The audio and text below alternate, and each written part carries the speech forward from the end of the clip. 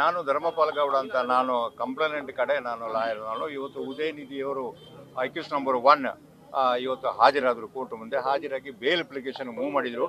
Bale application move ಮಾಡಿ cash security ನಾನು ಕಟ್ತೀನಿ ಅಂತೇಳಿ ಇದು ಮಾಡಿದ್ರು. ಅದು ಬೇಲೇಬಲ್ 153, 500 ಮತ್ತು 298 ಆಫ್ IPC ಇದು ಎಲ್ಲ ಬೇಲೇಬಲ್ ಆಫೆನ್ಸ್ ಆದರೆ, ಆದ್ದರಿಂದ ನ್ಯಾಯಾಲಯ ಅವರಿಗೆ ಬೇಲ್ ಗ್ರ್ಯಾಂಟ್ ಆಗಿದೆ. ಮತ್ತು ಅವರು ಅಪ್ಲಿಕೇಶನ್ 205 ಕೆಳಗೆ ಅಪ್ಲಿಕೇಶನ್ ಹಾಕಿ ಪರ್ಮನೆಂಟ್ ಎಕ್ಸಾಮ್ಷನ್ ನನಗೆ ಆಗಾಗ ಬರೋಕ್ಕಾಗಲ್ಲ, ಅಗತ್ಯ ಇರುವಾಗ ಮಾತ್ರ ಬರ್ತೀನಿ ಅಂತೇಳಿ ಅಪ್ಲಿಕೇಶನ್ ಹಾಕಿದ್ರು. ಅದಕ್ಕೆ ನಾವು ಹೇಳಿದ್ವಿ, ಇಲ್ಲ ನಾವು ಅದಕ್ಕೆ ಒಬ್ಜೆಕ್ಷನ್ ಹಾಕ್ತೀವಿ, ತಕರಾರು ಹಾಕ್ತೀವಿ ಅಂತ ಹೇಳಿದ್ವಿ. ಅದ್ರ ಮೇಲೆ ಆ ತಕರಾರು ಹಾಕೋದಕ್ಕೆ ಇವಾಗ 8 ಡೇಟ್ ಹೋಗಿದೆ. ಅಲ್ಲದೆ ಅವರು ಹೇಳ್ತಾ ಇರೋದು ಇಲ್ಲಿ ಜುರಿಡಿಕ್ಷನ್ ಬರೋದಿಲ್ಲ ಕರ್ನಾಟಕಕ್ಕೆ, ತಮಿಳುನಾಡಲ್ಲಿ ಅದು ಹೇಳಿದಂಥ ಸ್ಪೀಚ್ ಅಂತ. ಆದರೆ ನಾವು ಹೇಳ್ತೀವಿ ಕರ್ನಾಟಕ ಮಾತ್ರ ಅಲ್ಲ, ಇವನ್ ಬಿಹಾರ, ಮಧ್ಯಪ್ರದೇಶ ಮತ್ತು ಬೇರೊಂದು ರಾಜ್ಯಗಳಲ್ಲಿ 4 ಕಂಪ್ಲೇಂಟ್ ರಿಜಿಸ್ಟರ್ ಆಗಿದೆ. ಅವರ ಮೇಲೆ ಕಂಪ್ಲೇಂಟ್ ರಿಜಿಸ್ಟರ್ ಆಗಿ ಅವರಿಗೆ ಸಮನ್ಸ್ ಹೋಗಿದೆ. ಅವರು ಹಾಜರಾಗಬೇಕೆಂದು ಸಮನ್ಸ್ ಹೋಗಿದ್ದರಿಂದ ಸುಪ್ರೀಂ ಕೋರ್ಟಿಗೆ ಹಾಕಿ ಎಲ್ಲ ರಾಜ್ಯದಲ್ಲಿ ಇರುವಂಥ ಕಂಪ್ಲೇಂಟನ್ನು ಒಟ್ಟು ಸೇರಿಸಿ ಅದನ್ನು ಒಂದು ಕಡೆ ಟ್ರಾನ್ಸ್ಫರ್ ಮಾಡಬೇಕು ಅಂತ. ಹಾಗಾದರೆ ಒಂದು ಕಡೆ ಟ್ರಾನ್ಸ್ಫರ್ ಮಾಡಬೇಕು ಅಂತ ಅವರು ಅಪ್ಲಿಕೇಶನ್ ಹಾಕಿ ಅದನ್ನು ಟ್ರಾನ್ಸ್ಫರ್ ಅಪ್ಲಿಕೇಶನ್ ಸುಪ್ರೀಂ ಕೋರ್ಟಲ್ಲಿ ಹಾಕಿದ್ದರಿಂದ ಅಲ್ಲಿ ಜುರಿಡಿಕ್ಷನ್ ಬರೋದಿಲ್ಲ ಅಂತ ಹೇಳುವಂಥದ್ದು ಸುಳ್ಳು. ಯಾಕಂದರೆ ಎಲ್ಲ ಬೇರೆ ಬೇರೆ ರಾಜ್ಯಗಳಲ್ಲಿ ಜುರಿಡಿಕ್ಷನ್ ಇಲ್ಲ ಅಂತಾದರೆ ಅಲ್ಲಿ ಕಾಗ್ನಿಜೆನ್ಸ್ ತಗೊಂಡು ಅಲ್ಲಿ ಅವರಿಗೆ ಸಮನ್ಸನ್ನು ಕಳಿಸಿರ್ತಾರೆ. ಅದೇ ರೀತಿ ಕರ್ನಾಟಕದಲ್ಲಿ ಕೂಡ ಜನಪ್ರತಿನಿಧಿ ನ್ಯಾಯಾಲಯದಲ್ಲಿ ಕಾಗ್ನಿಜೆನ್ಸ್ ತಗೊಂಡು ಅವರಿಗೆ ಸಮನ್ಸು ಕಳಿಸಿದ್ದಾರೆ.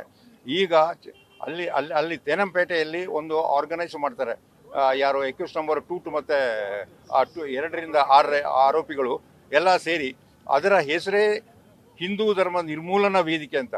ಹಿಂದೂ ಧರ್ಮ ನಿರ್ಮೂಲನ ಸನಾತನ ಧರ್ಮದ ನಿರ್ಮೂಲನಾ ವೇದಿಕೆ ಅಂತೇಳಿ ಅದನ್ನು ಆರ್ಗನೈಸ್ ಮಾಡಿ ಅಲ್ಲಿ ಇವರು ಯಾರು ಉದಯನಿಧಿ ಸ್ಟಾಲಿನ್ ಅವರು ಮಂತ್ರಿಯಾಗಿದ್ದು ಅಲ್ಲಿ ಹೋಗಿ ಭಾಷಣ ಮಾಡ್ತಾರೆ. ಯಾಕಂದರೆ ಸನಾತನ ಧರ್ಮ ಇದನ್ನು ವಿರೋಧ ಮಾಡುವುದಲ್ಲ, ಇದು ಒಂದು ಇದು ಏನಾಗಿದೆ, ಕೊರೋನಾ ಆಮೇಲೆ ಡೆಂಗು, ಮಲೇರಿಯಾ ರೋಗ, ಸಾಂಕ್ರಾಮಿಕ ರೋಗ ಇದ್ದಂತೆ.